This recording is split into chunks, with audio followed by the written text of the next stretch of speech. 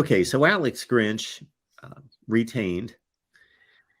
I got to think a couple things are working here. One would be that Lincoln Riley knows that he brought Alex Grinch all the way from Oklahoma and is going to give him maybe a little bit more rope than he would others. So that's my first thought.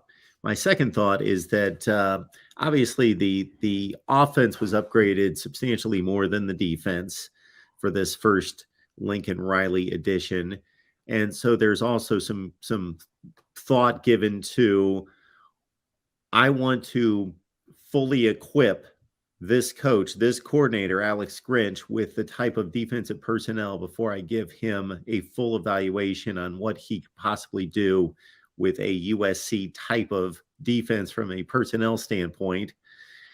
And then also just, not one season typically being enough to get a coordinator fired at any program, even if it's a disappointment. Yeah, I think the first point you made is particularly salient, and for USC fans who are upset, look, I feel you. I can understand that you would be upset. You have every right to be upset. You should be upset. Okay, but just in terms of the politics, you mentioned it, Mark, that Lincoln Riley's not going to take Alex Grinch with him to USC and fire him in a year. Like, I never thought this was a likely outcome, that Lincoln Riley actually would fire him. I do reiterate my stance that, making a run at Jim Leonhard of Wisconsin, if you can do that, you should certainly try. You might not succeed, but you should certainly try. It doesn't seem as though that happened. And so, I'm not here talking to USC fans in particular here at the Voice of College Football. I'm not saying oh, this is the right move, but I am saying no one should have expected a firing to occur. Precisely for what you said, that Grinch's loyalty to Lincoln Riley, it's not going to mean 1 year and you're out. And again, even for the worst, fiercest Alex Grinch skeptic or critic, it was still plain as day that USC did not have the personnel on defense. So viewed through that lens, you give Grinch a second year to prove himself, to get guys more integrated into the system. And this is it. 2023 is the prove it year. Not to have a dominant defense, but to have a significantly better defense. Not maybe in the top 55 or 60. If you can at least get that, not be 80th, 85th, wherever USC ended up. If you can just make some notable improvements, given that the offense is loaded. And the last time you and I talked, Mark, we didn't have the Marshawn Lloyd edition from South Carolina.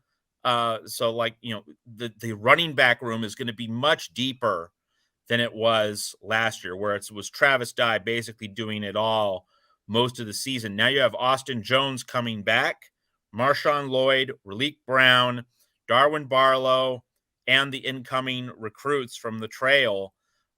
Very deep running back room. So the offense just continues to be upgraded. Bart Willoughby in the comments asked the question, is Alex Grinch the reason why SC is losing out on the top defensive recruits? So that's the salient question. And I did bring it up on our most recent show last Thursday. If the internal analysis pointed to Alex Grinch having a chilling effect on the influx of portal talent and recruiting talent, that's where USC really had a decision to make. And so one would think that Lincoln Riley and his team are studying the situation. They're saying, no, Alex Grinch is not the reason that people aren't coming here. So if that is their analysis, and one has every reason to think that is their analysis, then okay, you go back for year two, and you try and get it better. So it's not the decision I would personally make, or at least I would have at least tried to make a run at Jim Leonhard first. But I get it. And there's certainly a coherent philosophy. And also Lincoln Riley is being loyal to Alex Grinch. And Grinch did have to come to USC from Oklahoma in a heartbeat. That was a snap decision that Grinch made. It's not as though he had a lot of time to make it. And so to that extent, Lincoln Riley put Grinch in a bind. But so Lincoln Riley is not going to then fire Grinch after 1 year when, again, we knew that USC didn't have the personnel. So, like, it's a fair thing for Lincoln Riley to do for Alex Grinch. But of course, USC fans would say, are we really putting the best product on the field? Are we really putting ourselves in the best possible position to win? And it's not easy to answer those questions in the affirmative, which is exactly why this move is getting scrutiny and will get a ton of scrutiny over the next 8 months on into September and the start of the regular season. So what everyone can agree on for USC in light of the decision to officially retain Alex Grinch is that they need to hit the portal. Like, USC is not there in terms of having the bodies and having the quality needed to create that significant upgrade on defense. Now, at linebacker, one can make the argument that USC is pretty set because you have Shane Lee coming back. Let's remember that Romello Height, who was injured, the transfer from Auburn, didn't get to play much this past season.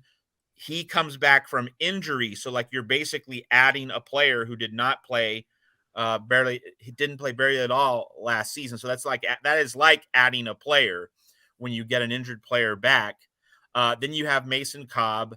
You have Eric Gentry coming back. Like, the linebacker room actually looks pretty good, but on the defensive line, number one, and in the secondary, number two, Mekhi Blackman leaving. You do not have the bodies right now. You do not have the talent right now to field a significantly improved defense. I would say that the most important player and also the most interesting player on USC's defense as we head into the offseason and spring ball and the ramp up to next season, Corey Foreman, because he is in the middle of so many different mysteries and questions, right? Because Dante Williams brought him in under Clay Helton. So, like, you have a Dante Williams connection, you have a Clay Helton connection, and then Alex Grinch had a year with him and didn't really develop him. So, like, Corey Foreman is connected to just about everyone in USC's circle of existence over the past 2 years, not just one. And so, like, okay, so the previous regime didn't develop him. So that's on Clay Helton. So Alex Grinch, was supposed to make him a much better player. How much fault do we assign to Grinch? How much fault do we assign to just the fact that Corey Foreman wasn't fully healthy? And how much do we assign to Corey Foreman himself, just not being as good a prospect? And of course, Mark, as we're following all these bouncing balls, these moving parts, we then have to bring up the point of, all right, so Dante Williams recruited Corey Foreman. That was a notch on Dante Williams' belt. But if Lincoln Riley now standing pat with his coaching staff, not hiring the special teams coordinator, there are a lot of USC fans, and it's a very reasonable view. So, like, I'm not really expressing disagreement, although I do think that they should have hired a special teams coordinator. But, like, I don't have a fundamental argument with the larger point that, hey, Dante Williams is a good recruiter. He's brought a lot of value to USC as a recruiter, specifically on the defensive side of the ball. But if we litigate the player Corey Foreman specifically, like, do we give Dante Williams credit still for landing him? Because USC needs to turn him into a stud. He needs to become a star, or at least a highly productive role player in 2023 in order for Dante Williams to get the credit, which enables us to continue to hold Dante Williams in high enough esteem as a recruiter such that the decision to retain Dante Williams for his recruiting contains more value than hiring a special teams coordinator. So, like, there are so many moving parts here, and Corey Foreman, to me, stands at the middle of them. He really stands out to me as the most important defensive player for USC in 2023, not just for his own sake, but because what he does has a connection to the previous regime and also to the decisions and the player development track record of the current regime. So Corey Foreman doing well in 2023, it would validate Dante Williams, it would validate Lincoln Riley, it would validate Alex Grinch. lot on the line with Corey Foreman and his particular development at USC in 2023. That, you know, it's really a storyline that knits together so many threads for the Trojans.